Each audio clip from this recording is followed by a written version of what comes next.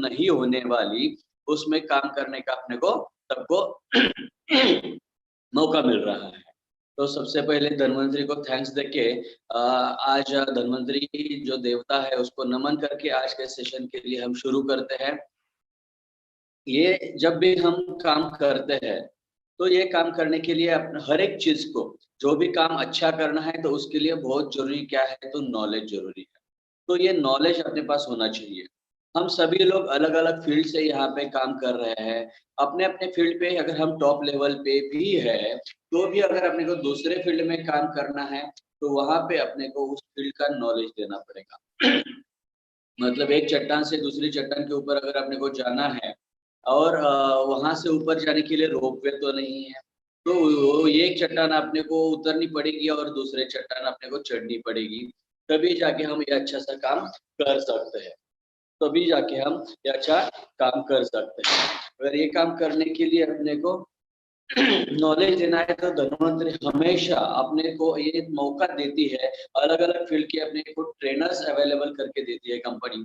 वैसे आज अब एग्रीकल्चर में हम जो काम करते हैं वो शुरू करने के साथ साथ मैं कुछ स्क्रीन भी शेयर करना चाहूंगा, क्योंकि एग्रीकल्चर में अगर काम करना है तो क्या जरूरी है क्या जरूरी नहीं है ये सब चीजें अपने को मालूम होनी चाहिए। इसके लिए मैं मेरा स्क्रीन शेयर करना चाहूंगा।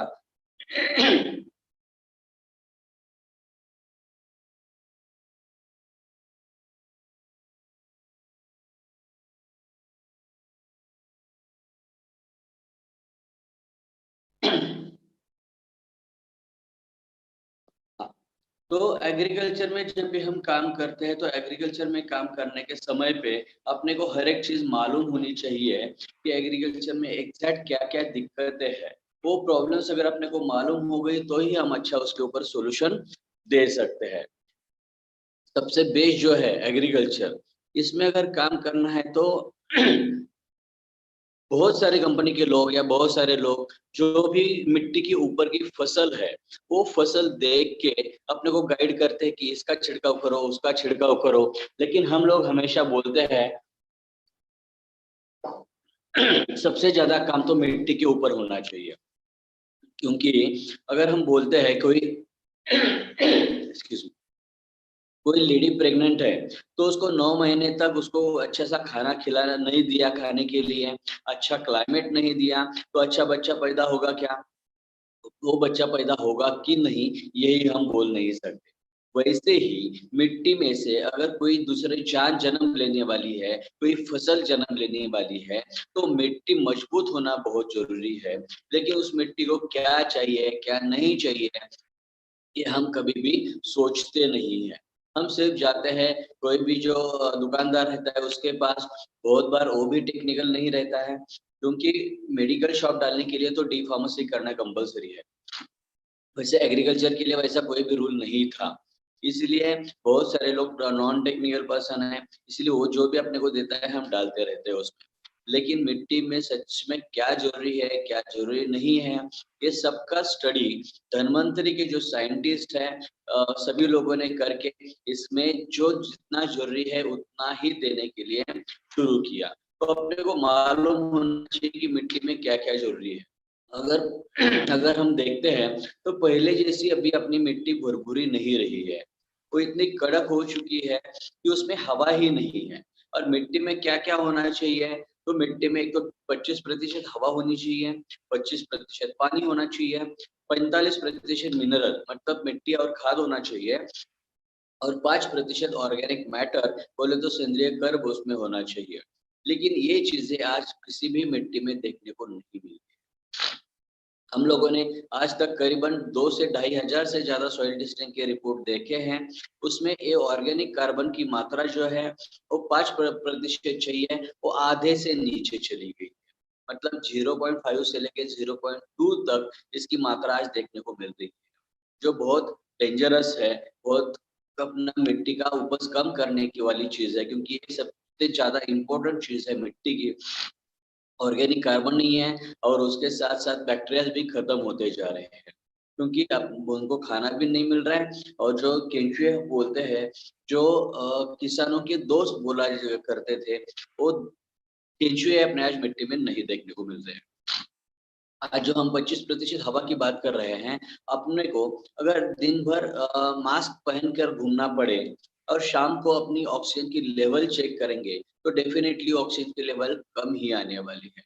और जब अपने शरीर की ऑक्सीजन की मात्रा कम होती है, तब कोरोना जैसी बीमारी होने की संभावना ज़्यादा बढ़ती है, रिस्क ज़्यादा बढ़ती है। वैसे ही मिट्टी में हवा अगर नहीं है, तो जड़ों को किसी भी फसल के जड़ों को ऑक्सीजन नहीं मिलेगा और उनकी ग्रोथ के लिए ऑक्सीजन ज़रूरी है। उनको अगर ऑक्सीजन ही नहीं मिलता है, तो ग्रोथ अपने आप कम आएगी, वीकनेस रहेगा, उसकी इम्यूनिटी पावर फसलों की कम रहती है, इसीलिए उसके ऊपर तुरंत कोई ना कोई कीट है या कोई ना कोई डिसीज़ आ जाती है, इसलिए अपने को तुरंत छिड़काव करना पड़ता है। तो इसके लिए मिट्टी में हवा का होना बहुत ज़रूरी है। लेकिन आज जो बंजर हो चुकी है, जो ज़मीन कड़क हो चुकी है, उसकी वजह से ज़मीन में उतनी हवा नहीं रही है। तो अगर ज़मीन में हवा रहनी चाहिए, तो पहले जैसी ज़मीन भुरभुरी होनी चाहिए। पहले लकड़ी के ये थे प्लोइंग करने के लिए साधन थे। उसके बाद लोहे के आ गए। अभी कुछ-कुछ ज़मीन में 35 का 55 एचपी का ट्रैक्टर आप अगर आप लेके जाते हो, तो भी वो हवा वो न जो लोहे का जो फाल रहता है, वो ज़मीन के अंदर नहीं जा सकता। इतनी कड़क आज अपनी ज़मीन हो चुकी है। इसका मतलब उसमें हवा नहीं है। हवा नहीं है, इसलिए जो फसल आने वाली है, वो अच्छी नहीं आ रही है। तो इसलिए ज़मीन अगर पहले जैसी बनानी है, तो अपने को पहले समझ लेना चाहिए कि ज़मीन में क्या होना चाहिए? पहले जैसी ज़मीन बनाने के लिए क्या करना चाहिए? मतलब दोनों भी चीज़ें देखो साइमल्टेनियसली चल रही है। मतलब एक साइड से हम बोलते हैं कि 10-15 साल पहले अपने गाँव में 100-100 साल के लोग बहुत ज़्यादा देखने को मिलते थे। वो अच्छे से घूम-फिर सकते थे। लेकिन आज अपनी उम्र हम 60-70 पकड़ते हैं। 15-20 साल में ये अपनी उम्र 100 पे से घट के डायरेक्ट 60-70 पे आ गई। इसका क्या रीज़न है? वो सबसे ज़्यादा जो खाना अपने पेट में जा रहा है, उसमें से पॉइज़न अपने पेट में जा रहा है। अपनी हेल्थ तो खराब होती ही जा रही है, लेकिन इसके साथ-साथ मिट्टी की भी हालत हमने खराब करके रखी है, इसलिए उपज अच्छी नहीं आ पा रही है। तो मिट्टी की हालत पहले सुधारने के लिए उसको क्या करना है, क्या नहीं करना है, अपने को समझना बहुत ज़रूरी है। तो ये जो 25% हवा है, वो आज नहीं है, वो उसमें आनी चाहिए, ऑर्गेनिक मैटर उसमें बढ़ना चाहिए। अब उसमें की हवा क्यों नहीं? ज़मीन क्यों कड़क हो गई है? इसको अगर अपने को देखना है, समझना है, तो जो भी हम खाद अपनी ज़मीन में डालते जा रहे हैं, उसकी वजह से ये सब दिक्कतें आ रही है। कोई भी खाद का आप एग्ज़ाम्पल ले लो, मतलब अगर मैं एग्ज़ाम्पल लेता हूँ यूरिया का, सबको मालूम है इसीलिए, यूरिया में नाइट्रोजन की मात्रा कितनी है? तो वो है 46%। फिर बचा हुआ 54% क्या है? ये ना किसी को मालूम है। मतलब हम लोग आज 26 साल से एग्रीकल्चर फील्ड में काम कर रहे हैं, फिर भी किसी भी बुक में एक पढ़ने को नहीं मिला कि ये बचा हुआ 54% क्या है। लेकिन जब धन्वंतरि के माध्यम से सब साइंटिस्ट इकट्ठा हुए, सब लोगों ने उसके ऊपर रिसर्च किया, देखा इसमें क्या है, क्या नहीं है, तो बाकी का बचा हुआ जो है, वो सब पेट्रोकेमिकल्स जिसका विघटन 200-500 साल तक नहीं होता। मतलब हमने प्लास्टिक को बैन किया। क्यों बैन किया? तो वो ऐसे ही 100-100 साल तक पड़ा रहता है इसलिए उसके ऊपर बैन किया। लेकिन जिस चीज़ से प्लास्टिक बनता है वो तो कितना डेंजरस होगा। मतलब जो पेट्रोकेमिकल कितना डेंजरस होगा, 100 से 500 साल तक वो वैसे की वैसे अपने ज़मीन में पड़े रहता है। और हम एक किसान 1 एकड़ में 1 साल में कितना खाद डालता है? कम से कम आज 10 बोरी तो कोई भी डालता है। 15-20 बोरी तक बहुत सारे किसान पहुँच चुके हैं आज।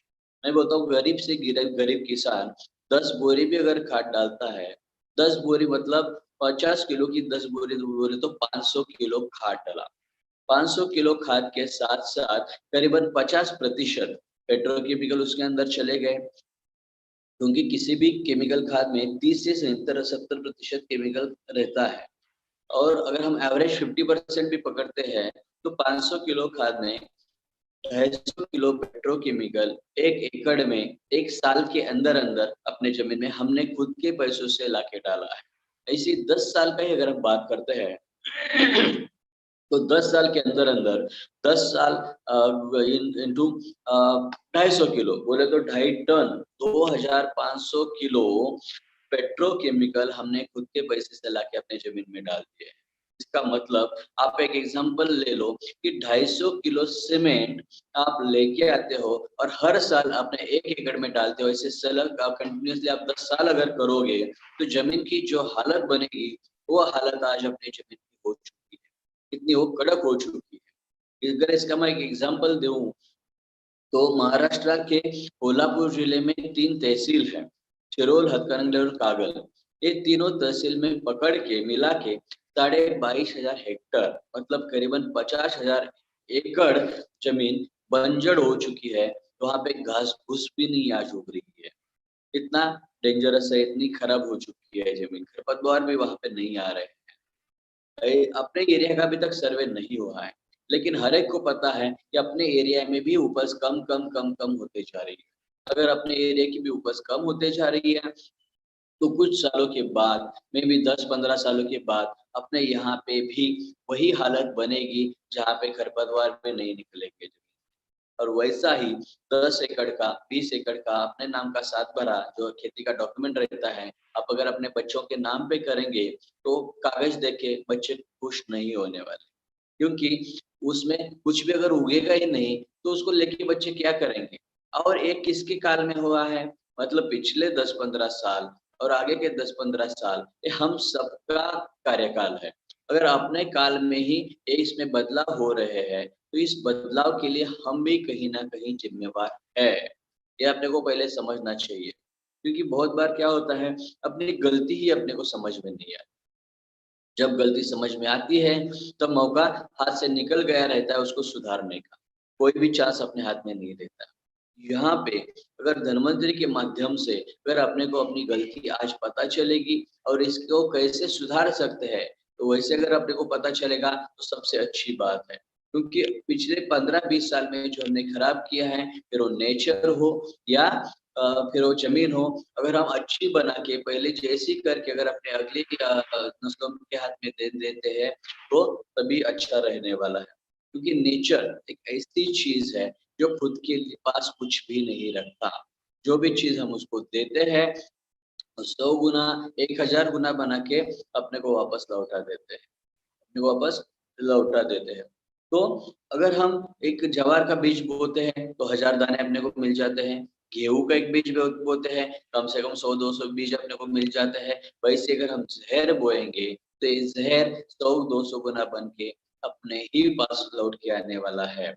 और इसी वजह से पिछले 15-20 सालों में अपनी उम्र घट के 100 पे से भी 60-70 हम पकड़ रहे हैं। इसी लाइफ़स्टाइल के साथ अगर हम जीते रहेंगे, तो अपने बच्चों की उम्र 30-40 में खत्म हो जाएगी और इसके लिए हम खुद रिस्पॉन्सिबल हैं, हम सब लोग। तो अगर हम इसके लिए ज़िम्मेवार हैं, तो ये अपनी ही नैतिक ज़िम्मेवारी है कि इसको ठीक करके, इसको सुधार करके अगली पीढ़ी को भी जीने का जो हक है, उनको हम दे दें। और ये करते-करते इस धरती पे सिर्फ आदमी को ही नहीं, फिर कीटों को, जानवरों को, सबको जीने का हक है, जो हम छीन रहे हैं। उनको भी जीने का जो हक है, वो भी उनको वापस लौटाना पड़ेगा। क्योंकि नेचर ने जो साइकिल बनाया हुआ है, एक चीज़ कंट्रोल करने के लिए दूसरी चीज़ को हमने डिस्टर्ब करके रखी है। तो अगर अपने को मिट्टी की ये परत या मिट्टी की ये कंडीशन वापस लानी है, तो सबसे पहले इम्पोर्टेंट जो बात है, जो उसमें का ऑर्गेनिक मैटर है, जो 5% होना चाहिए, ये जो आधे से नीचे चला गया है, ये बढ़ाना बहुत ज़रूरी है। इसके लिए कंपनी ने, धन्वंतरि ने बहुत अच्छा सॉल्यूशन दिया हुआ है, बहुत अच्छा सॉल्यूशन दिया है। तो ये क्या सॉल्यूशन है? तो आरपीएच 76। अब आरपीएच 76 में क्या है? अगर हम इसको देख लें, इसको समझ लें तो अपने को पता चलेगा कि ये कैसे काम में आने वाला है। तो ये जो अपने को यहाँ पे काले परत जो दिख रहे हैं, 3 लेयर जो दिख रहे हैं, ये सब लियोनार्डाइट पत्थर है। वे कैसे तैयार होता है? जब ज्वालामुखी फटता है, पूरी की पूरी मिट्टी की उलट-पुलट हो जाती है। जंगल के जंगल ज़मीन के नीचे दब जाते हैं। अब जंगल में कोई भी केमिकल खाद या कीटनाशक नहीं डाला हुआ था, इसलिए जो भी इसमें दबा है 100% ऑर्गेनिक है, पहली बात। दूसरी बात, अगर हम फसल की इतनी चिंता करते हैं, इतनी केयर करते हैं, फिर भी कभी-कभी फसल खराब हो जाती है, लेकिन जंगल में एक बीज भी अगर गिरता है तो भी उसका कितना बड़ा पेड़ तैयार होता है। उसको कोई भी केयर नहीं करता, उसको टाइम पे पानी नहीं रहता, कुछ भी नहीं रहता, फिर भी वो इतना अच्छा सा पेड़ बन जाता है क्योंकि उसकी मिट्टी उतनी ताकतवर है। उस मिट्टी में काड़ी, कचरा, पत्ता, पराली सब गिर के उसको ह्यूमस तैयार होके उसका ऑर्गेनिक कार्बन तैयार हुआ है। इसलिए उसकी मजबूती ही वो उसको पेड़ बनने में मददगार साबित होती है। तो अगर ये लियोनार्ड का पूरा का अर्क अगर हम इसमें आरपीएस क्षेत्र में अगर दे रहे हैं तो इसमें सब कुछ मिलेगा जो फसलों के लिए जरूरी है। मतलब सबसे पहले और इम्पोर्टेंट बात, ऑर्गेनिक कार्बन मिलेगा। ऑर्गेनिक कार्बन के साथ साथ NPK, micronutrient, macronutrients, amino acids, folic acids और ह्यूमिक एसिड, ये सभी चीजें इसमें नेचुरल फॉर्म में है, अवेलेबल फॉर्म में है। क्योंकि बाकी दूसरी कोई भी चीज अवेलेबल होने के लिए उसमें कुछ ना कुछ घटक होनी चाहिए, लेकिन इसमें सब अवेलेबल फॉर्म में है, इसीलिए ये फसलों को तुरंत लागू हो जाता है। मतलब फसल के ऊपर इसका तुरंत अपने को असर देखना शुरू हुआ है, इसे देखने को मिलता है। मतलब बहुत सारे लोगों ने तो हमको इतना पता है कि तीसरे, चौथे, पांचवें दिन भी अपने को इसका रिजल्ट मिल चुका है क्योंकि ये नेचुरल फॉर्म में है। अब इसको हम इस्तेमाल कैसे कर सकते हैं, इसके बेनिफिट्स क्या-क्या हैं? तो सबसे पहली बात है, ये सफ़ेद जड़ें को बढ़ने के लिए मददगार रहता है और ये सफ़ेद जड़ें ही इम्पोर्टेंट रहती है किसी भी फसल के लिए, क्योंकि अपटेक करने के वो ही काम के हैं। लेकिन ये बहुत सारे फसलों का जो सफ़ेद जड़ें हैं, उसकी लाइफ है मात्र 20-21 दिन की। 20-21 दिन के बाद इसका रंग, इसका मतलब कलर और इसका रोल दोनों भी चेंज हो जाता है।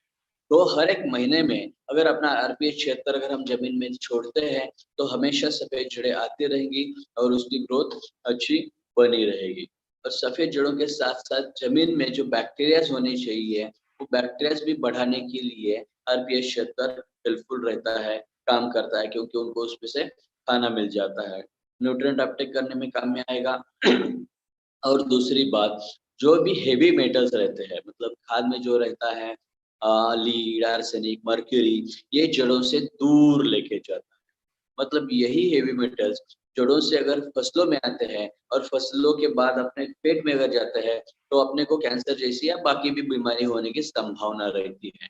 अगर ये उसको जड़ों से दूर लेके जाएँगे, तो अपने को जो भी खाना मिलने वाला है, वो भी अच्छे क्वालिटी का ज़हर फ्री खाना अपने को मिलेगा। तीसरी बात, जो मिट्टी की परत जो है, मिट्टी की क्वालिटी जो है, उसको इम्प्रूव करता है।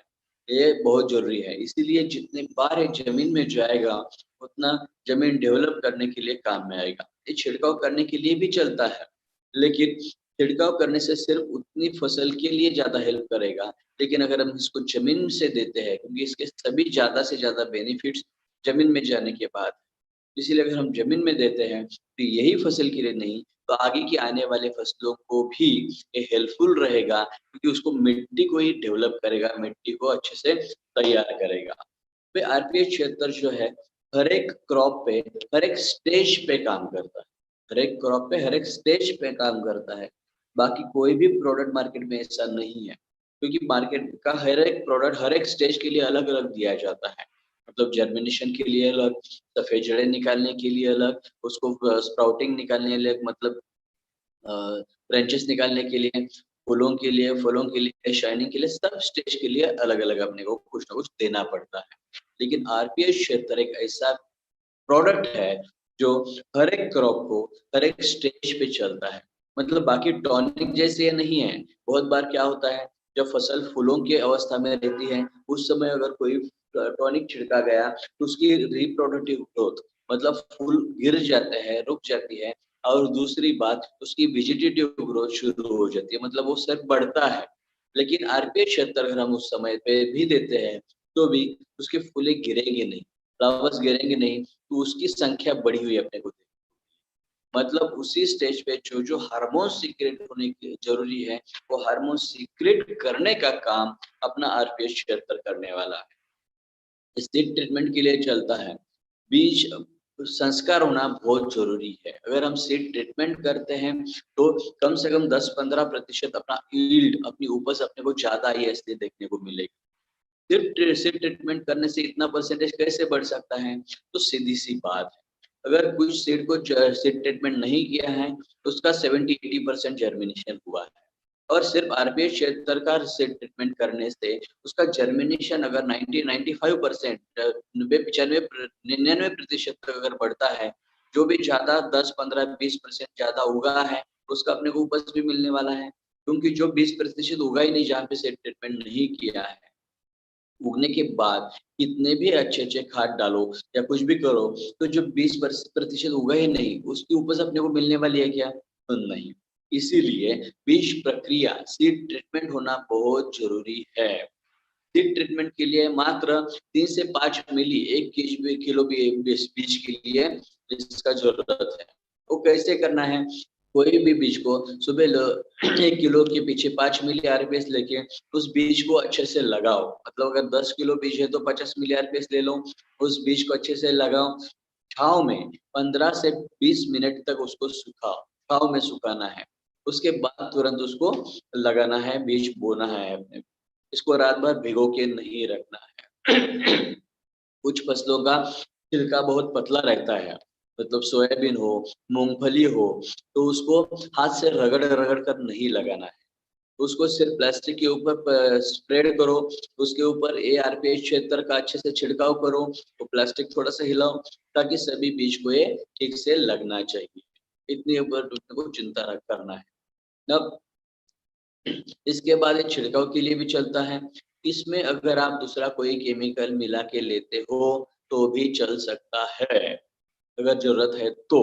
क्योंकि ये अ, जैविक नहीं है, ये सेंद्रीय है। सेंद्रीय और जैविक में फ़र्क क्या है? जैविक बोले तो जिसमें जीव है, बैक्टीरियाज़ है। सेंद्रीय बोले तो जो काड़ी, कचरा, पत्ता गिर के जो तैयार हुआ है वो। इसीलिए आरपीएच 76 में कोई बैक्टीरियाज़ नहीं है। वो बैक्टीरिया डेवलप करने के लिए काम में आता है। इसीलिए अगर बाय चांस किसी को कुछ ज़रूरत है छिड़काव के समय इसमें कुछ मिला के लेने की, तो इसमें मिला के आप आराम से ले सकते हो। उसके लिए छिड़काव के लिए मात्र 50 मिली प्रति पंप या 1 एकड़ के लिए 500 मिली सफिशिएंट है। इसका हम ड्रेंचिंग कर सकते हैं, ड्रिप के माध्यम से दे सकते हैं। उसके लिए 1 लीटर प्रति एकड़ चाहिए और हर महीने ये ज़मीन में जाना अच्छा रहेगा ज़मीन के डेवलपमेंट के लिए। अगर किसी के पास ड्रिप नहीं है, बाकी इस तरीके से नहीं दे सकता, तो ऐसे जो फ्लड इरिगेशन करते हैं, वहाँ पे एक 200 लीटर का ड्रम बनाइए। उसमें 1 लीटर आरपीएस अच्छे से मिलाइए और पानी के साथ इसका सा हल्का-सा कॉक शुरू कीजिए। नहीं तो एक सलाइन का नली उसमें डाल के थोड़ा-सा मुँह से खींच के वहाँ पे छोड़ दीजिए, तो पानी के साथ मिलते पूरे फसल को मिल जाएगा। इसके वजह से अपनी ज़मीन धीरे-धीरे इतनी अच्छी डेवलप हो जाएगी, मतलब अगर किसी का ऑर्गेनिक कार्बन आधे से नीचे चला गया है, तो मात्र 1 साल के अंदर-अंदर वो 1 के करीब पहुँचा हुआ अपने को देखने को मिलेगा। 1 साल के बाद अगर हम कंटिन्यू देते रहते हैं तो 1.5-2 तक भी है पहुँच जाता है। यही आरपीएच 76 हम ग्रैन्युलर फॉर्म में भी देते हैं। प्रति एकड़ कम से कम 5 किलो आरपीएच 76 ग्रैन्युल लगेगा। ये 100% ऑर्गेनिक है, इसका अपने को सर्टिफिकेशन भी मिल चुका है, ये भी आप किसी को अगर चाहिए तो दिखा सकते हो।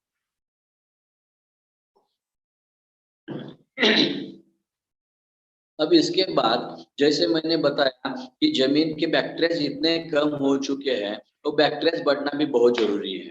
तो मार्केट में भी आज बैक्टीरियाज़ मिलते हैं और हम भी बैक्टीरिया देते हैं। मार्केट के बैक्टीरियाज़ और अपने बैक्टीरियाज़ में क्या अंतर है, ये अगर अपने को देखना है, तो मार्केट में बहुत सारे पीएसबी, केएमबी, एज़ोडोबैक्टर, राइज़ोबियम जैसे बैक्टीरियाज़ आते हैं, जो 1 लीटर पैकिंग में रहते हैं। उस 1 लीटर पैकिंग के ऊपर 12 महीने की एक्सपायरी डेट छपी रहती है। लेकिन अगर आप वो 5-6 महीने के बाद मतलब पैकिंग डेट से 5-6 महीने के बाद इस्तेमाल करते हो, तो जनरली रिज़ल्ट्स नहीं आते। मतलब दूसरा का है इसलिए खराब रिज़ल्ट नहीं आता इसे बोलना और अपना चाहिए नहीं बात। तो इसमें एक है टेक्निकल रीज़न उसके पीछे है। क्या टेक्निकल रीज़न? आप उसको साइड-साइड में भी लगा के आप रिज़ल्ट्स देख सकते हो। उसके पीछे का टेक्निकल रीज़न ये है, जो भी 1 लीटर पैकिंग में मार्केट का बैक्टीरिया आता है, वो सब उसमें ज़िंदा बैक्टीरिया भरे हुए रहते हैं। उसको ज़िंदा रखने के लिए उसमें खाना भी डालना पड़ेगा। वो खाना करीबन 2 ढाई महीने में खत्म हो जाता है। तो उसके बाद ज़िंदा रहने के लिए बैक्टीरिया एक-दूसरे को खाना शुरू करते हैं। ऐसे करते करते उनके जो काउंट है, संख्या जो है 0 बन जाती है 6 महीने के अंदर अंदर। भरने के समय पे उन्होंने 2 इंटू 10⁸ मैक्सिमम, मतलब 20 करोड़ बैक्टीरिया 1 मिली में भरे हैं, 20 करोड़। लेकिन 6 महीने में 0 हो गए, इसलिए रिजल्ट नहीं मिल रहा है। दूसरी बात, उसके कंपैरिजन में अगर अपना बैक्टीरिया अगर हम देखते हैं, जिसको हम बैक्टोरिच बोलते हैं, तो इसके ऊपर 24 महीने का एक्सपायरी डेट हमने छपा है। कुछ लोग मुझे ऐसे भी पूछते हैं कि वहाँ पे 12 महीने का एक्सपायरी डेट छाप के मतलब नहीं था, यहाँ पे 24 या 36 डाल के फ़ायदा क्या? क्योंकि 6 महीने के बाद तो कुछ नहीं रहने वाला।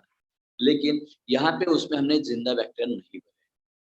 दुनिया का टॉप का टेक्नोलॉजी इस्तेमाल करके हमने उसको डोर्मेंट स्टेज पे लेके गए हैं, मतलब सुप्तावस्था में। फॉर एग्ज़ाम्पल, कोमा में गया हुआ आदमी, जिसको हम ज़िंदा है करके घर लेके नहीं आ सकते और मरा है ऐसा डेथ सर्टिफ़िकेट हमको डॉक्टर नहीं दे सकते। उस वैसे कंडीशन में कोमा अवस्था में वो कुछ खा पी नहीं सकता। ऐसी हालत हमने इन बैक्टीरियाज़ की करके रखी है। जब तक ये मिट्टी और पानी के संपर्क में नहीं आते, तब तक वो एक्टिवेट नहीं होते हैं। तब तक वो वैसे के वैसे ही पड़े रहेंगे। मतलब 2 साल का एक्सपायरी डेट है, फिर भी 3-4 साल के बाद भी अगर हम इसको इस्तेमाल करते हैं, तो भी वो 100% रिज़ल्ट देता है, क्योंकि उसका लाइफ़ हमने बढ़ा के रखा है। पहली बात लाइफ़ बढ़ा दिया, दूसरी बात उसका काउंट हमने ज़्यादा दिया है, मतलब जहाँ पे मार्केट में 2 इंटू 10⁸ था, हमने 2 इंटू 10⁻11 दिया है। मतलब 20,000 करोड़ बैक्टीरिया हमने 1 मिली में भरे हैं। मार्केट के 20 करोड़ और अपने 20,000 करोड़, मतलब 1,000 गुना ज़्यादा हुआ। 1,000 गुना ज़्यादा, मतलब मार्केट का 1 लीटर और अपना 1 मिली तरीका हुआ, फिर भी हम 100-100 मिली की बोतल दे रहे हैं। दूसरी बात, कौन से फसल के लिए कौन-सा बैक्टीरिया डालना है किसी किसान को मालूम नहीं है, ना दुकानदार को मालूम। इसीलिए ना देने वाले का कन्फ्यूजन और ना किसान का लॉस हो, इसीलिए हमने क्या किया है, एक किट बनाया हुआ है, एक बॉक्स बनाया है, जिसमें हमने 8 बोतल दी। पहले हम उसमें 5 बोतल देते थे और एक पैकेट आता था उसमें। तो 5 बॉटल का क्या-क्या था? एक नाइट्रोजन फिक्स करने वाला बैक्टीरिया, मतलब नाइट्रोजन सबसे ज़्यादा वोलेटाइल है। वोलेटाइल मतलब क्या? जल्दी उड़ जाता है, जल्दी उड़ जाता है। जैसे हम पेट्रोल की टंकी खुली नहीं छोड़ते, वैसे अगर यूरिया वगैरह को छोड़ा तो उसमें का नाइट्रोजन उड़ जाता है। इसीलिए एन का डोज़, नाइट्रोजन का डोज़ आधा-आधा 2 बार डालना पड़ता है 15-20 दिन का अंतर छोड़ के, ताकि वो फसलों को मिलती जाए, नहीं तो वेस्ट जाता है। ये नाइट्रोजन का बैक्टीरिया क्या करेगा, उस नाइट्रोजन को जड़ों के पास पकड़ के रखेगा। मतलब जैसे चने के ऊपर, मेथी के जड़ों के ऊपर गांठियाँ रहती है, उसमें राइज़ोबियम रहता है, जो नाइट्रोजन को पकड़ के रखता है। भाई बाकी फसल को ये नहीं है, सिचुएशन नहीं है। तो यहाँ पे हमने जो नाइट्रोजन फिक्स करने वाला जो बैक्टीरिया दिया है, वो जड़ों के पास नाइट्रोजन को पकड़ के रखेगा, ताकि फसल को जब जैसे ज़रूरत हो लेते जाएगा। उसके बाद फास्फोरस के हमने 2 बैक्टीरिया दिए। ये फास्फोरस और पोटैश इतना अपने जीवन में फिक्स हो चुका है, वही इस्तेमाल नहीं किया जा रहा फसलों से और ऊपर से हम डालते जा रहे हैं। ऊपर से हम डीएपी डालो, एमओपी, एसओपी ऐसे खाद जो डालते जा रहे हैं, पहले का ही उसने इस्तेमाल नहीं किया है, वैसे ही पड़ा है और ऊपर से डाल रहे हैं। इसकी वजह से अपना खर्चा भी बढ़ रहा है और अपनी ज़मीन भी खराब हो रही है। इसलिए हमने फास्फोरस के 2 स्ट्रेन दिए हैं, फास्फोरस अपटेक करने के बैक्टीरिया के, पीएसबी जिसको बोलते हैं, फॉस्फेट सोल्यूबलाइजिंग बैक्टीरिया। एक केएम भी दिया है, मतलब पोटैश मोबिलाइज इधर से उधर लेके जाने के लिए। एक जिंक का दिया है। जिंक में सुडोमोनास नाम का बैक्टीरिया है, जो जड़ों का सड़ना रोक देता है। उसमें एक वैम है, मतलब माइकोराइजा एक फफूंद है, जो जड़ों के ऊपर जिंदा रहती है। तो वहाँ पे दूसरी फफूंद नहीं आने देता। मतलब इसके वजह से बाकी जो मरना और जड़े का सड़ना होता है, वो रुक जाता है।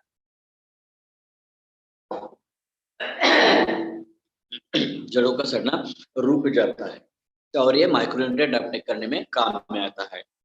अब ये जो 6 चीज़ें हैं, इसकी कीमत पहले थी ₹2200, ₹2200। इसमें हम और 2 बैक्टीरियाज़ बढ़ा है, एक सल्फर का और एक सिलिकॉन का। क्योंकि सल्फर फसलों को मजबूती देता है और सिलिकॉन उसके ऊपर कड़कपना लाता है, जिसकी वजह से जल्दी कोई कीटे अटैक नहीं कर सकते।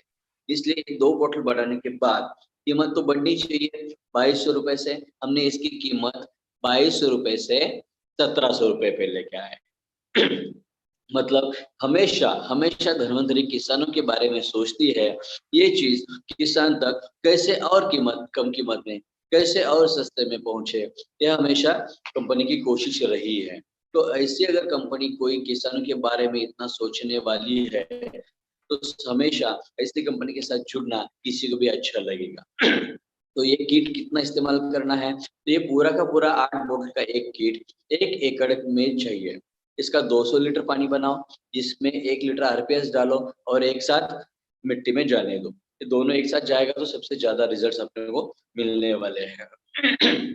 इसके बाद एक 6 महीने में 1 ही बार देना है, मतलब 1 साल के अंदर-अंदर सिर्फ 2 बार अपने को ये बैक्टीरिया का किट देना है। 6 महीने में 1 बार 1700 रुपए का खर्चा किसान को, मतलब अगर हम 1 महीने का निकालते हैं खर्चा तो सवा 200 रुपए हो गया। सिर्फ सवा 200 रुपए खर्चा करने के वजह से अगर किसान का केमिकल खाद का डोज 25-30% इस बार कम हो जाएगा। दूसरी बात, जो जमीन में खाद पड़े हुए हैं, फास्फोरस है, पोटैश है, बाकी सब चीजें, उसका अगर अपटेक होना शुरू होता है, तो ज़मीन भी अच्छी होनी शुरू होती है। मतलब मिट्टी के 2 कणों को फास्फोरस या पोटैश का कोई रेणु चिपक के बैठा है, उसको इन बैक्टीरिया ने क्या किया, खुला करके फसल को दे दिया। इसका मतलब मिट्टी खुली हो गई, मिट्टी के कण खुले हो गए, मिट्टी में हवा ज़्यादा आ गई, मिट्टी में हवा आ गई तो अपने आप उसमें ऑक्सीजन ज़्यादा आ गया, ऑक्सीजन ज़्यादा आ गया तो फसल का इम्यूनिटी पावर बढ़ता है, उसको ऑक्सीजन ज़्यादा मिलने की वजह से। और इम्यूनिटी पावर बढ़ गया तो उसके ऊपर ऑटोमेटिकली आने वाले डिसीज पेस्ट कीड़े या रोग कम हो जाते हैं, छिड़काव का खर्चा किसानों का बच जाता है। ऐसे करते करते अगर हम मिट्टी की हालत सुधारते हैं, तो ही जाके किसान की हालत सुधरने वाली है, क्योंकि उस मिट्टी के ऊपर ही उसकी हालत डिपेंड है। अब ये सब करते करते अगर और बाद में कुछ प्रोडक्ट प्रॉब्लम्स आ चुके हैं, तो सबसे ज्यादा क्या होता है, अब फसल उग के आ गई, फसल ऊपर आने के बाद क्या हुआ, कीड़े आना शुरू हो गए। अब ये कीड़े आना अगर शुरू होते हैं, तो हम जनरली क्या करते हैं, मार्केट में जाते हैं, मार्केट में जाने के बाद कोई कीटनाशक की दवा केमिकल वाली लाते हैं और उसका छिड़काव करते हैं। अब ये छिड़काव करने के बाद क्या हुआ, वो इलिया वो जो थे कीड़े वो तो मर गए, लेकिन ये केमिकल या पॉइज़न खा के जो कीड़े मरे हैं, वो कीड़े अगर पंछियों ने खाए, तो पंछी मर गए। पहले प्लोइंग करने के टाइम पे, मिट्टी तैयार करने के समय पे, पीछे जितने पंछी आते थे, उतने आजकल अपने को देखने को मिलते हैं क्या? नहीं देखने को मिल रहे। वो क्या करते थे, ज़मीन के अंदर जो कीड़े हैं, उनके कोश है, उनके अंडे हैं, उनको खाते थे। अब पंछी नहीं रहे, तो क्या होता है, फसल उग के आने के बाद तुरंत अपने को छिड़काव करना पड़ता है, क्योंकि वो जो ज़मीन में कीड़े थे, वो तुरंत खाना मिल रहा है इसलिए बाहर आ गए।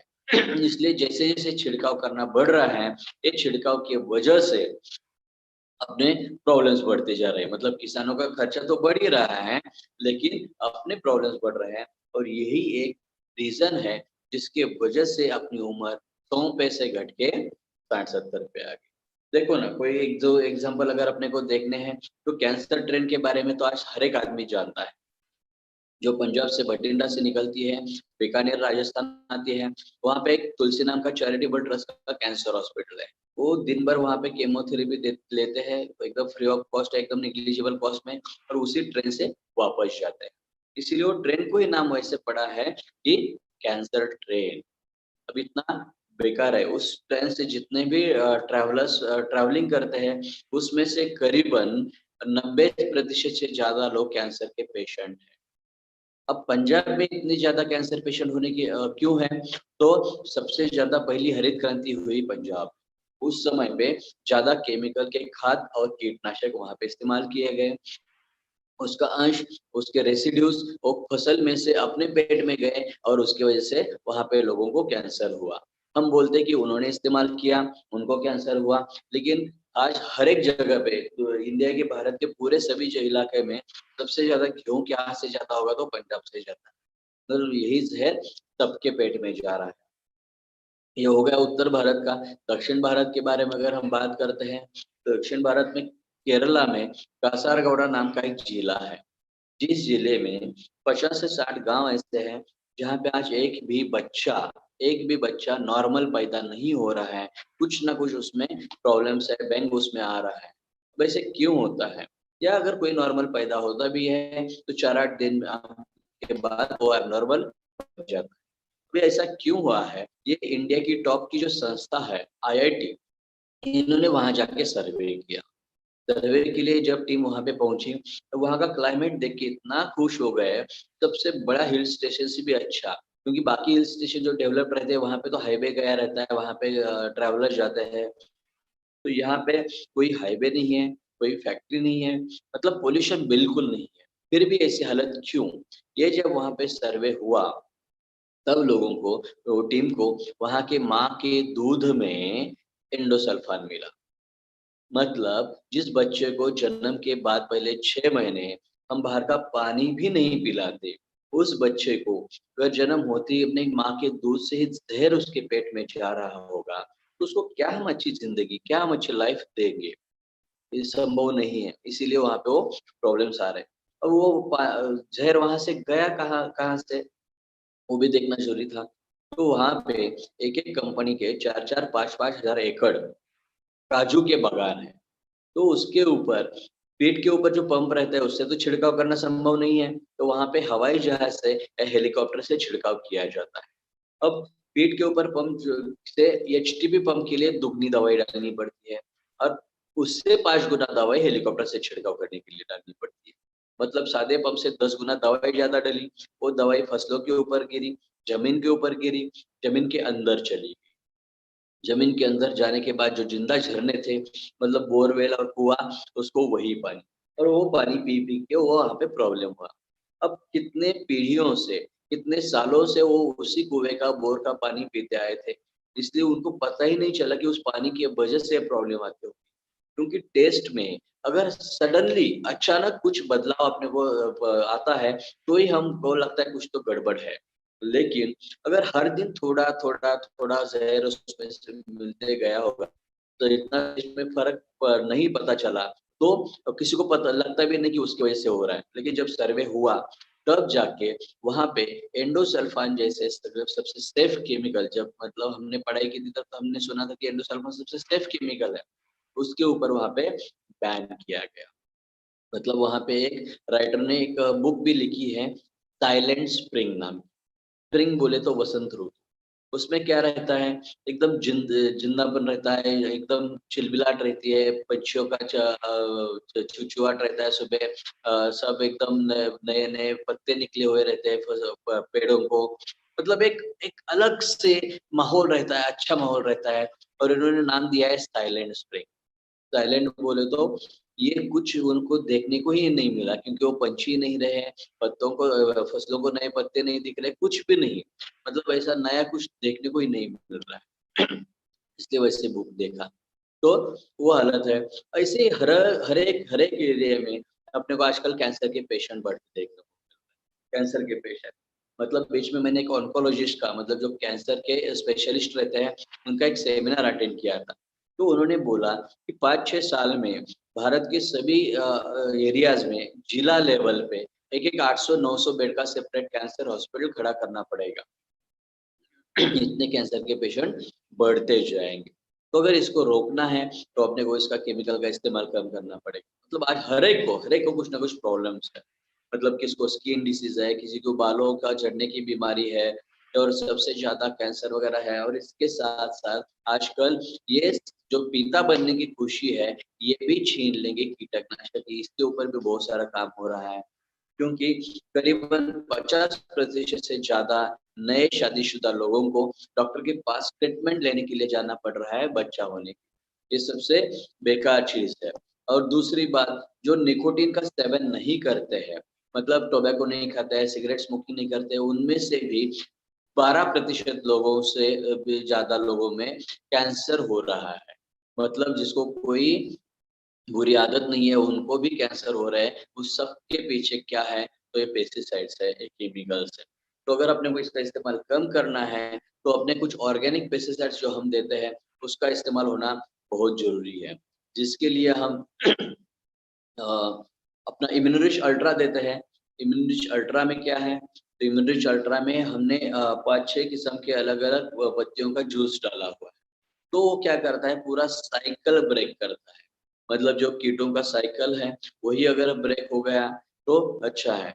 कब छिड़काव करना ज़्यादा फ़ायदेमंद है, तो अगर हम अमावस के 2 दिन पहले इसका छिड़काव अगर करते हैं, तो सबसे ज़्यादा फ़ायदेमंद।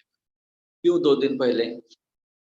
तो अमावस के 2 दिन आगे, 2 दिन पीछे अंधेरा ज़्यादा रहता है, अंधेरी रात बड़ी रहती है।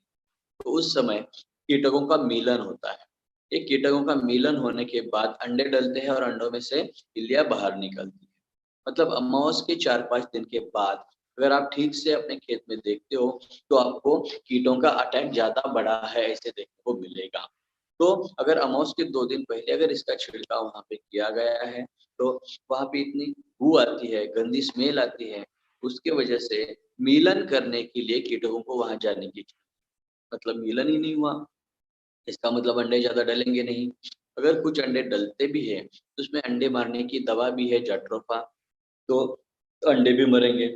अगर कुछ अंडे बच गए, उसमें से इल्लियाँ बाहर आ गई, कीड़े बाहर आ गए, तो वो पत्तों के ऊपर एक परत बन चुकी है, कड़वी परत है। वो जो कीड़े खाने के लिए शुरू करेंगे, तो उनकी भूख मर जाती है। मतलब अगर आपने वो किसी ने मीठी रोटी दी है, उसके ऊपर घी के जगह पे अगर कड़ुनीम का या कुछ कड़वा जूस डाल के दिया है, अपने को मालूम नहीं है। हम एक नेवला खाएँगे, कड़वा लगता है तो थू-थू करके थूक देंगे, दूसरा नहीं खाएँगे।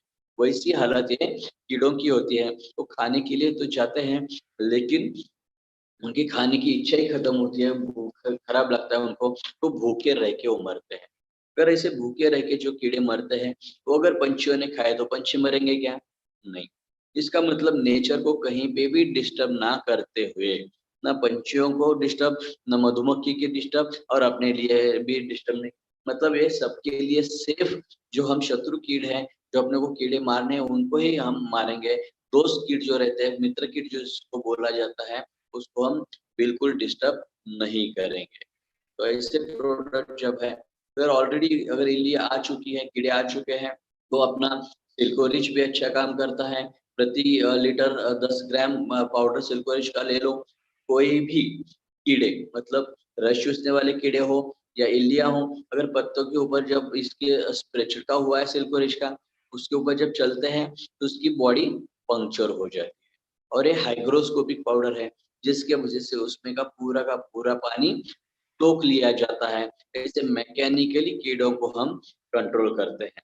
हमने तो इसको रिकमेंड किया था कीड़ों के लिए, उनको मारने के लिए, लेकिन बहुत सारे किसानों ने हमने इसका रिज़ल्ट पाउडरी मिल्ड्यू मतलब भूरी वगैरह के ऊपर भी हमने उनको बताया है। क्योंकि जब भी हम इसका छिड़काव करते हैं, फिर वो अंगूर हो या और कुछ हो, जिसके ऊपर पाउडरी मिल्ड्यू आता है, भूरी आती है, तो वहाँ पे ये जो होल रहते हैं पत्तों के ऊपर, जैसे अपने बॉडी के ऊपर रहते हैं, जिसमें से पसीना निकलता है, वैसे ही पत्तों के ऊपर जो होल रहते हैं, उसमें ये चला जाता है पाउडर। वहाँ पे अगर पाउडर जाती है, तो जो भी पाउडरी मिल्ड्यू, डाउनी मिल्ड्यू का जो भी स्पोर रहता है, वो वहीं पे आता है और वहाँ पे अगर उसको पानी मिलता है थोड़ा-सा, मतलब नमी रहती है हवा में, वो नमी अगर उसको मिलती है, उसकी वजह से वो डेवलप होता है। लेकिन ये पाउडर अगर पहले ही वहाँ पे जा चुकी है, तो पूरी की पूरी नमी ये सोख लेगा और इसकी वजह से उसको नमी ना मिलने की वजह से पाउडरी मिल्ड्यू और डाउनी मिल्ड्यू डेवलप नहीं होता है। तो ऐसे ही हम क्रॉप गार्ड है, क्रॉप गार्ड का भी हम छिड़काव कर सकते हैं अगर कीड़े आए हैं तो। तो ऐसा जो है आने के बाद उसमें बैक्टीरियाज़ दिए हुए हैं। तो ये अलग-अलग बैक्टीरियाज़ क्या करेंगे, पूरा कीड़ों को खत्म कर देंगे। मिट्टी में अगर और कुछ फफूंद आ चुकी है, सड़ रहे हैं, उसकी जड़ें सड़ रही है, तो इसका हम सॉइल गार्ड करके जो बैक्टीरियल कंसोर्टिया है, ये अगर हम ज़मीन में देते हैं, तो वो पूरा सड़ना रुक जाता है। इस बार अदरक और हल्दी में बारिश ज़्यादा होने की वजह से बहुत ज़्यादा सड़न थी। बहुत प्लॉट फेल हो गए थे। लेकिन जहाँ-जहाँ पे अपनी पूरी ट्रीटमेंट इस्तेमाल की है, मतलब शुरू से अगर अपना बैक्टोरिस्ट और आरपीएस का सीड ट्रीटमेंट किया होगा, तो वहाँ पे सडन आई नहीं है। अगर बाय चांस कोई लेट अपने को कॉन्टैक्ट किया है, सडन आ चुकी है, तो उसको सॉइल गार्ड और आरपीएस का कॉम्बिनेशन अगर हम ज़मीन में देते हैं, मतलब 1 लीटर आरपीएस और आधा लीटर सॉइल गार्ड, 200 लीटर पानी में मिला के अगर हम उसको ड्रेंचिंग या ड्रिप के माध्यम से देते हैं, तो पूरी की पूरी सडन रुक जाती है। सडन अगर बहुत ज्यादा है तो 10 दिन के बाद और एक बार इसको रिपीट करना पड़ेगा, तो पूरी सडन रुक जाती है। इसके बाद जो भी सकिंग पेस्ट रहते हैं, मतलब जो रस चूसने वाले कीड़े रहते हैं, इसके लिए जो दवा डाली जाती है, वो दवा सबसे ज्यादा सिस्टेमिक इंसेक्टिसाइड बोला जाता है। सिस्टेमिक इंसेक्टिसाइड मतलब हम बाहर से जब फल या सब्जी लाते हैं तो उसको धो के लेते हैं, लेकिन इसको अगर छिड़काव सकिंग पेस्ट का किया हुआ है, सकिंग पेस्ट के लिए जो दवा रहती है सिस्टेमिक इंसेक्टिसाइड, उसका अगर उस पर छिड़का हुआ है तो जहर अपने पेट में जाने ही वाला है, क्योंकि वो नसों के अंदर अंदर गया है फलों के सब्जी के, तो अंदर गया है, इसकी वजह से वो अपने पेट में जाने ही वाला है। तो उसको कम करने के लिए जिस दिन हम फसल लगाते हैं तो मतलब जो रोपाई करते हैं, रोपाई करने के बाद वहाँ पे तुरंत अगर हम इसको ट्रैपोरिज, मतलब यहाँ पे पीले और नीले किस्म के 2 ट्रैप है, चिपको है, तो उसके ऊपर उसका चिपकापन इतना स्ट्रॉन्ग है कि बारिश के दिन में भी 3-4 महीने तक ये खराब नहीं होता। 1 एकड़ में ऐसे 2 बॉक्स तो कम से कम अपने को लगाने पड़ेंगे। एक बॉक्स के अंदर 5 पीले और 5 नीले ट्रैप हमने दिए हैं। बहुत सारे खेतों में आपको सिर्फ पीले देखने को मिलते होंगे, लेकिन हम सिर्फ पीले अगर लगाते हैं तो सिर्फ एफिड्स, जैसिड्स और व्हाइट फ्लाइज, मतलब मावा, तुड़तुड़े और सफेद मक्खी इतना ही उसको चिपक जाती है।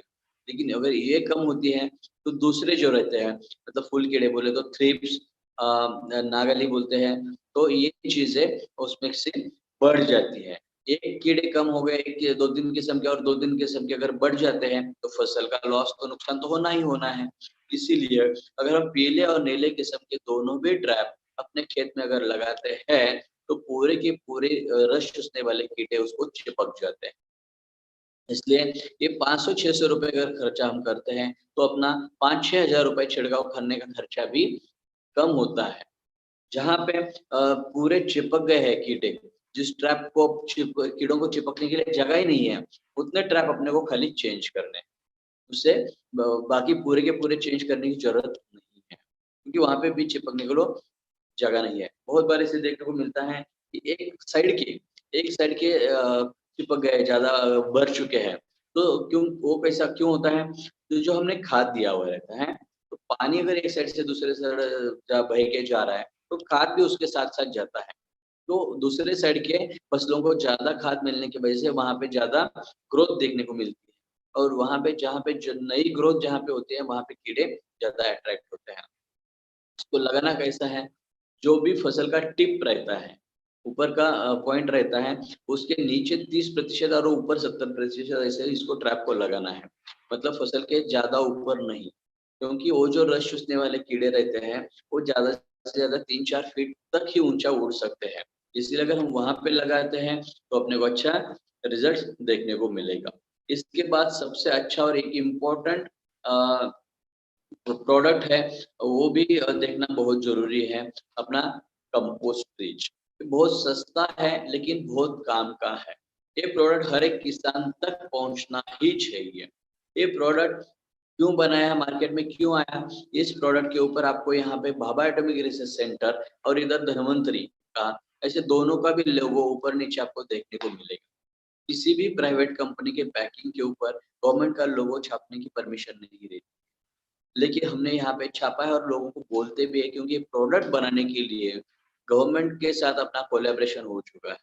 तो भाभा एटॉमिक रिसर्च सेंटर जैसे टॉप की संस्था के साथ अगर धनमंत्री का कोलैबोरेशन होता है, इस की वजह से अपने को ये भी पता चलेगा कि गवर्नमेंट भी आज अपने ऊपर कितना ट्रस्ट करती है, क्योंकि धनवंतरी एक ऐसा कंपनी है जो किसानों तक अच्छा प्रोडक्ट कम से कम कीमत में पहुँचाता है, उनको गाइड करता है अच्छे से, इसीलिए किसानों का बहुत फ़ायदा हो रहा है। इसीलिए उन्होंने भी अपने ऊपर ट्रस्ट रख के ये अपने को दिया है। अब एक प्रोडक्ट क्यों बनाया है?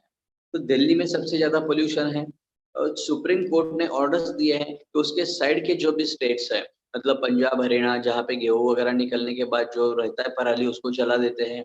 यूपी में गन्ना निकलने के बाद या महाराष्ट्र में गन्ना निकलने के बाद वो पराली जो रहती है उसको जला दिया जाता है।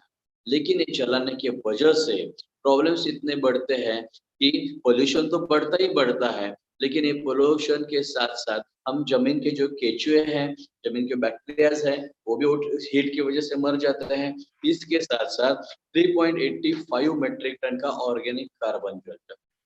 मतलब हम शुरू से बोलते हैं कि ऑर्गेनिक कार्बन कम है, वो बढ़ना चाहिए, और हम खुद के हाथ से उसको जला रहे हैं। जो नाइट्रोजन, फास्फोरस, पोटेशियम हमने फसलों के लिए दिया है, खाद डाला था, उसके भी कुछ रेसिड्यूज वो पराली में रहते हैं। ये जलाने की वजह से वो भी चले गए। लेकिन अगर इसको हम रिसाइकल करेंगे तो सबसे ज्यादा काम में आएगा। तो ये करीबन 500 मिलियन मेट्रिक टन का क्रॉप रेसिड्यू अपने इंडिया में हर साल पड़ता है, तैयार होता है। 500 मिलियन मेट्रिक टन, इसको जलाने की वजह से बहुत प्रॉब्लम्स होते हैं। अब ये जो 500 मिलियन मेट्रिक टन पड़ रहा है, इसका क्या क्या करते हैं, उसमें से खाली 2% बेचा जाता है। 7% जो है फॉडर, मतलब जानवरों को खाने के लिए इस्तेमाल होता है। 2% खाना पकाने के लिए इस्तेमाल होता है। सिर्फ 5% का खाद बनाया जाता है। उसके बाद 1% जमीन में गाड़ दिया जाता है, 1% फेंक दिया जाता है, और सबसे ज्यादा जो है 82%, 82%, 82% इसको जलाया जाता है। इसको जलाने की वजह से प्रॉब्लम्स बढ़ते हैं। अब इसको नहीं जलाना चाहिए, ये ऑर्डर सुप्रीम कोर्ट ने निकाले हैं, लेकिन फिर भी किसान जलाता है, क्योंकि इसका खाद में परावर्तित होना इतना जल्दी नहीं होता, इसीलिए इसलिए हमने क्या किया है, कंपोस्ट डिश को लॉन्च किया। ये जो कंपोस्ट डिश जो है, इसमें अलग अलग किस्म के बैक्टीरियाज हैं, जो जो भी पराली गिरती है उसको खाद में परावर्तित कर देंगे। अब पराली गिरने के बाद उसको जितना बारीक कर सकते हैं, कट कर सकते हैं, मतलब अगर शुगर गन्ना निकलने के बाद जो भी पराली रहती है, आजकल रोटावेटर आ गए, रोटावेटर से उसको कट करो, जितने भी छोटे छोटे पीसेस होंगे उतना जल्दी इसका खाद बन जाएगा। उसको पानी दे दो, क्योंकि नमी का होना बहुत जरूरी है उस पानी के साथ। नहीं तो फिर ऊपर इस कंपोस्ट रिच का 200 लीटर पानी करके शाम के समय पे उस पूरे पराली के ऊपर अच्छे से छिड़काव करो। मतलब जमीन में अच्छी नमी है और ऊपर वाले के ऊपर से अच्छा छिड़काव हो चुका है, तो मात्र 25-30 दिन के अंदर अंदर अपने वो पूरे पराली का अच्छे क्वालिटी का खाद अपने ही खेत में तैयार हो जाएगा। मतलब कम से कम 6 से 8 टन पराली रहती है गन्ना निकलने के बाद 1 एकड़ में। उसको अगर इसके साथ कंपोस्ट रिच के माध्यम से अगर हम खाद करते हैं, तो 1.5 से 2 टन तक खाद तैयार हो जाता है, अच्छे क्वालिटी का सेंद्रीय खाद अपने ही खेत में। मतलब एक मात्र ₹250 की बॉटल 15-20 हज़ार रुपए का खाद उसके खेत में ही तैयार करके दी। और उसका लॉस जो होने वाले थे जलाने की वजह से, वो भी पूरे के पूरे रुक गए।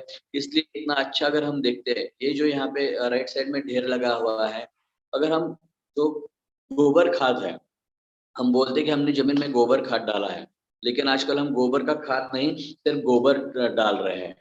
ये गोबर डालने की वजह से फफूंद बढ़ रही है, व्हाइट ग्राफ बढ़ रहा है, और बाकी घास-फूस भी बढ़ रही है।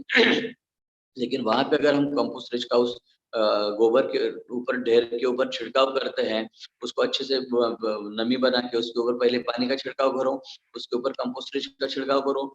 अगर ये 2-3 बार अगर हम करते हैं, तो मात्र 25 दिन के अंदर अंदर इतने अच्छे क्वालिटी का खाद वहीं पे वो गोबर का तैयार हो जाएगा, जिसकी वजह से ना फफूंद बढ़ेगी, ना दूसरा कुछ प्रॉब्लम बढ़ेगा।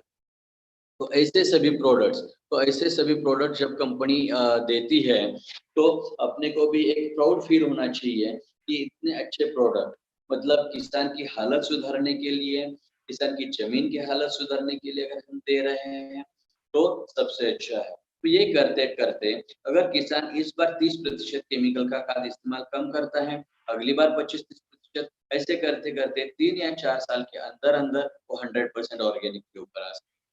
क्योंकि अगर अपने को ऑर्गेनिक पे तो आना है, लेकिन अगर हम सडनली ऑर्गेनिक के ऊपर आएँगे, तो शायद उपज कम हो सकती है, या उपज कम होती ही है, क्योंकि मिट्टी में उतनी ताकत नहीं रही है अब।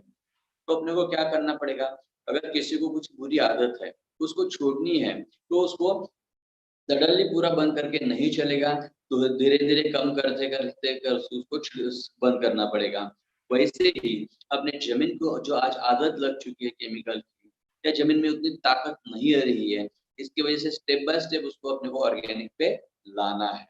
अब ये करने के टाइम पे जो इंडिया का एक सिक्किम करके जो स्टेट है, वही 100% ऑर्गेनिक, लेकिन जब उन्होंने ऑर्गेनिक पे आने का डिसीजन लिया, सडनली सब बंद कर दिया, तब जाके उसी साल में 50% उनकी उपज कम आ गई। लेकिन फिर भी उन्होंने बैन रखा, केमिकल का इस्तेमाल करने के लिए परमिशन नहीं दी। दूसरे साल इनकम बढ़ी, उपज बढ़ी, तीसरे साल बढ़ी और आज सभी लोग हैप्पी हैं। लेकिन ये अगर महाराष्ट्र, पंजाब या जो भी अग्रसर राज्य है भारत के, वहाँ पे अगर ऐसे करते हैं तो नहीं चलेगा, क्योंकि यहाँ की उपज अगर आधे से कम होती है तो महँगाई बहुत सभी जगह पे बढ़ जाएगी। इसलिए यहाँ पे 100% अचानक आने का डिसीज़न ऑर्गेनिक पे नहीं लेने वाले हैं। लेकिन अपने को आगे की स्टेप्स देख के अपने को खुद में बदलाव लाने हैं। लेकिन जो काल के साथ नहीं बदला, वो वॉश आउट हो चुका है। हर एक को मालूम है, ये एचएमटी की घड़ी देखो, नोकिया की फ़ोन देखो, उन्होंने बदलाव नहीं किए खुद में, इसलिए वो बाहर फेंक दिए गए। अगर हम समय के साथ खुद में बदलाव करेंगे, तो हम अच्छे से टिकेंगे। लेकिन समय का स्टेप्स देख के अगर हम पहले ही खुद में बदलाव करना शुरू करते हैं, तो हम वहाँ पे लीडर बन सकते हैं। क्योंकि जो भी चीज़ हम एक्सपोर्ट करते हैं, उसमें 1% रेसिड्यू रहेगा, तो भी वो लेते नहीं है। मतलब जो हम आज 100% ज़हर फ्री खाना बना रहे हैं, खिला किसको रहे हैं? आज भी अंग्रेज़ों को, जिनको हमने 70-80 साल पहले यहाँ से हकेल दिया। अपने को हक नहीं है क्या वो खाने का? सबसे पहला हक अपना है, लेकिन आज तक अपने को इस ऐसा किसने बताया ही नहीं था। लेकिन आज धनवंतरी की जो टीम है, धनवंतरी के जो योद्धा हैं मैं इनको बोलूँगा, ये हमेशा इसके ऊपर अच्छा काम कर रही है और किसानों को अच्छे रिज़ल्ट्स मिल रहे हैं। किसान भी खुश है क्योंकि उनका बाकी का केमिकल खाद का खर्चा कम होते जा रहा है, उनकी उपज बढ़ रही है, उनकी मिट्टी अच्छी बनती जा रही है, इसलिए हर एक किसान खुश है। और इसके साथ-साथ अगर उसी किसानों को, बच्चों को अगर हम कुछ रोज़गार देते हैं यहाँ से, तो और अच्छा है। तो यहाँ पे वो भी अब उनके लिए अपॉर्च्युनिटी है। तो ऐसा जो भी काम है, जिसकी वजह से दूसरों का फ़ायदा ही होने वाला है। आने वाली फसल खाने के बाद हम सबका फ़ायदा होने वाला है। तो ऐसे में काम करना हर एक को अच्छा ही लगेगा। क्योंकि हम 1947 के वॉर में पार्टिसिपेट नहीं कर पाए थे। जो यहाँ के लोग हैं शिवाजी महाराज के साथ वो लड़ाई नहीं लड़ पा रहे थे। लेकिन अभी और एक ऑर्गेनिक की क्रांति, ऑर्गेनिक की ऑर्गेनिक की सब चळवळ बोलते हैं इधर इसको, तो वो आगे आ रही है। तो इसमें हर एक आदमी अगर पार्टिसिपेट होता है, इस तभी जाके हम जो पिछले 15-20 साल में जो खराब हो चुका है नेचर और मिट्टी, उसको हम सब मिल के आगे के मात्र 3 या 4 साल में अच्छा बना सकते हैं। और ये ज़हर फ्री खाना अगर हर एक को मिलेगा, तो हर एक की हालत, हर एक की हेल्थ भी अच्छी बनेगी। इसीलिए धन्वंतरी ने भी अच्छा स्टेप उठाया है कि धन्वंतरी ग्लोबल नाम से जो हम कंपनी लॉन्च कर रहे हैं, वो कंपनी लॉन्च करने के बाद जो भी किसान धन्वंतरी के प्रोडक्ट इस्तेमाल करके फसल उगाएगा, तो फसल अच्छे रेट में कंपनी वापस उनसे खरीदने वाली है। क्योंकि उनको सबसे ज़्यादा दिक्कत है मार्केट की, और अगर हम किसान को मार्केट ही तैयार करके देंगे, तो सबसे अच्छा है। मतलब किसान की मिट्टी अच्छी बनी, खर्चा कम रहा, उपज बढ़ गई और इसके साथ-साथ हम उनको मार्केट भी रेडीमेड उनको बना के दे रहे हैं, तो इससे अच्छी बात दूसरी कोई हो ही नहीं सकती। इसीलिए मैं हमेशा धन्वंतरी के डायरेक्टरों को, धन्वंतरी की टीम को, जो भी आज साइंटिस्ट लोग या बाकी पीछे पर्दे के पीछे लोग काम कर रहे हैं, इन सबको हमेशा थैंक्स बोलता हूँ। इतना अच्छा प्लेटफ़ॉर्म आपने इंडिया के सभी लोगों को तैयार करके रखा है। लेकिन जितने जल्दी हम इसमें जी-जान लगा के अगर काम करते हैं, तो स्काई इज़ द लिमिट। मतलब अर्निंग के लिए भी और अच्छा काम करने के लिए भी। हर एक एंगल से कंपनी धन्वंतरी के डिस्ट्रीब्यूटर के बारे में हमेशा सोचती है। मतलब जो भी किसान या जो भी कस्टमर रहेगा, 100% अपने साथ हमेशा अटैच रहेगा। बस इससे ज़्यादा कुछ ना बोलते हुए आज का सेशन हम यहीं पे ख़त्म करते हैं। आपको बाद में जो भी सवाल रहेंगे वो आप आपके लीडर लोगों को या हमको कभी भी पूछ सकते हैं। हम हमेशा बोलते हैं कि धन्वंतरी के प्रोडक्ट इतने रिज़ल्ट ओरिएंटेड है, अगर कोई अच्छा रिज़ल्ट बोलता है तो वहाँ पे आप नहीं पहुँचे तो भी चलेगा। लेकिन अगर कोई बोलता है कि इसका कम रिज़ल्ट आया, नहीं आया तो वहाँ पे पहले पहुँचो। क्योंकि बहुत बार क्या होता है कि वहाँ पे उसकी कुछ ना कुछ गलती रहती है। अगर वो हम उसको दिखाएँगे और वहाँ पे जाते हैं तो उसका ट्रस्ट बढ़ेगा। उसका ट्रस्ट बढ़ने के बाद आप जो भी बताएँगे, वो उसको लगाने के लिए, इस्तेमाल करने के लिए तैयार रहेगा। डरो मत, क्योंकि आपने 100% ऑर्गेनिक प्रोडक्ट्स हैं, रिज़ल्ट ओरिएंटेड हैं, इसीलिए जहाँ पे भी आप देते हो, आपको मालूम भी नहीं है फसल के बारे में, फिर भी आप देते हो, तो भी वहाँ पे अच्छे ही रिज़ल्ट्स आने वाले हैं। इतना मैं आपको हर एक को गारंटी देता हूँ। ये काम करने के लिए आज अपने जो साथ एग्रीकल्चर में काम करते हैं, जो डॉक्टर संतोष साहनी जी हैं या गुरुदत्त लामतुरे सर हैं, या और हम सब लोगों को मैं राहुल बारावकर, हम सब लोगों को जो भी आज प्लेटफ़ॉर्म तैयार किया है, जो अपने माननीय डायरेक्टर्स हैं, डॉक्टर रमेश जी पाटिल सर है या प्रकाश जी खराटे सर है या शशिकांत जी गुरुंकर सर है, इन सब का मैं